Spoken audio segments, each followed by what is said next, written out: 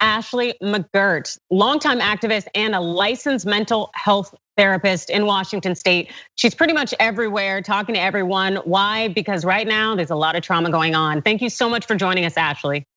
Thanks for having me. I'm excited to be here and having this conversation. Oh, absolutely. And I'm guessing as a therapist, you must be having so many conversations with a lot of people right now because of this uprising. And essentially, it's a lot of trauma, particularly for Black people. And can you talk a little bit about how the Black experience has been and why there's such a drive and need for therapy? Yeah, it's actually been a huge need, not only because of the racial trauma, the protests, but just COVID. A lot of people have really been experiencing a lot of grief, a lot of anxiety and depression. And a lot of our normal coping skills that individuals utilize, they're not available anymore. Gyms are closed, beaches were shut down, parks. So the things that normally people would go to boost their mental health, it wasn't available. So now I'm seeing an increase in people really reaching out to mental health therapists like myself. Oh, that's really great that they're getting the help they need. It's unfortunate that it's come to this point, but hey, as long as they're getting it, that's an important thing. And I know that we know Black people and brown people are being highly targeted for COVID-19. And also too, with this uprising going on and essentially it invigorating conversations about the legacy of slavery. Can you talk a little bit about post-traumatic slave syndrome? Yeah, that's actually a term that was coined by Dr. Joy DeGruy. She actually wrote the book on it, done the research. I trained under her. She's one of my mentors, a really amazing person. But essentially what she looks at is how intergenerational trauma has been passed down from slavery and how there's a lot of behaviors that actually served us well as Black people during slavery. And now they're showing up and they're extremely harmful and hurtful. So her work really helps to undo that and to recognize some of those things. Like for instance, sometimes in Black families, or you'll hear things like, he's no good, my son is weak, just a lot of negative self-talk, which actually has a huge impact on the psyche of Black children. But when you break it down and you look at the history of that, it's because they're repeating what the slave master actually did. So in slavery, they would sell off your children, and Black mothers, as a protective factor, they would say things like, he's weak, he's not strong, because they didn't want their child sold off. But then slavery ended, and a lot of those behaviors are still passed down through our family, through our DNA. So a lot of my work is really around healing and repairing that collectively, especially throughout the Black community. And there's just a lot of hurts. We've never had any truth and reconciliation in this country when it comes to the hurts that we experience. Wow, Ashley, that's really powerful. And it made me think a lot about kind of, my own upbringing and the experiences and the things we say and talk about. I had to have a conversation with a white friend the other day and explain that sometimes when Black people are seeming to put you down, it's actually lifting you up. Like conversations like, you bad, don't hurt anybody, that kind of stuff. But one of those things I think that really impacts the Black community are these barriers. And we have institutional barriers, we have economic barriers that keep Black people from getting the access of the mental health care that they need. What do you think needs to be done to remove some of those barriers? Well, for one, there definitely needs to be more culturally competent clinicians available, and cost. We need to eliminate the cost for services. We need to make it accessible to all, because therapy is expensive. And a lot of therapists like myself, we don't take insurance because some of the negative ramifications that insurance has, a lot of the low reimbursement rate. So I've actually recently started a foundation to help provide free therapy to the Black community where I live, and also to support Black clinicians, future Black clinicians becoming one, because the education system is also very expensive. So it's just an expensive process overall. And what ends up happening is people who are poor or lower income get left out. And then there's a mistaken belief that therapy is for white people or therapy is for the wealthy. And that's not true. It needs to be available for everyone. So that's one of the main things, is addressing cost and access.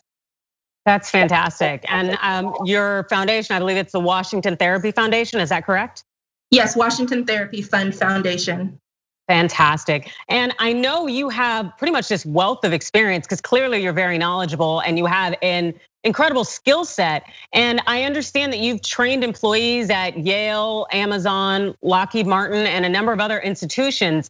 And now that there is this big push for essentially the white community to open their eyes so that they can have more open experiences to the experiences Black people have, what kind of change in the needs are you seeing from these institutions wanting your help?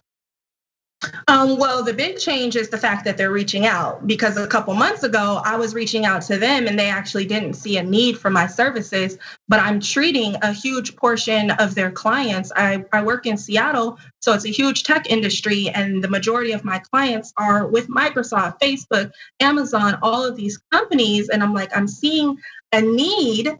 So now they're just now recognizing it, which I'm happy.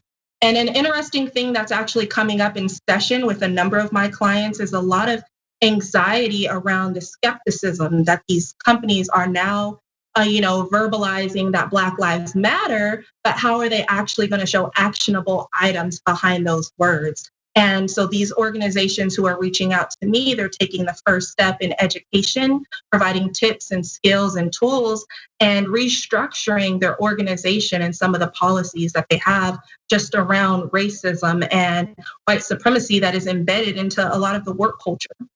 Wow. And that must be kind of demanding of your time, but also, your skill set. And I'm guessing, do you target pretty much, I guess, the white community differently than you do the Black community when you are giving these educational and learning experiences?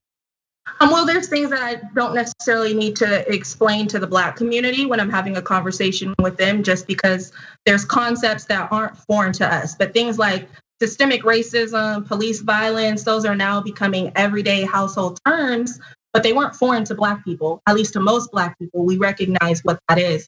So I don't have to do a lot of education when I'm talking specifically to the Black community. We get things. I actually just had a conversation today with a Black organization, and I'm like, I feel like we all need a hug from Big Mama right now. Whereas maybe to certain communities, I have to explain who Big Mama is, but they collectively already know who she is and what she represents. Yeah, that is very true. And what would you say is kind of becoming one of the bigger hurdles when you really want to get through to white people, essentially? The biggest thing, honestly, because I focus on racial trauma, and in order to understand racial trauma, you have to, one, understand racism and understand trauma. And I'm seeing that people get stuck on racism. They're running to Webster, so they're quoting me and going back and forth about what Webster actually says the definition of racism is, because people fail to recognize that racism is really discrimination, bigotry, plus power. And if you don't have that element of power, it's not really racist. I can hurt your feelings all day, but as a Black woman, I can't systemically oppress you. You're still going to get a bank loan. You're still going to get access to good education and healthcare.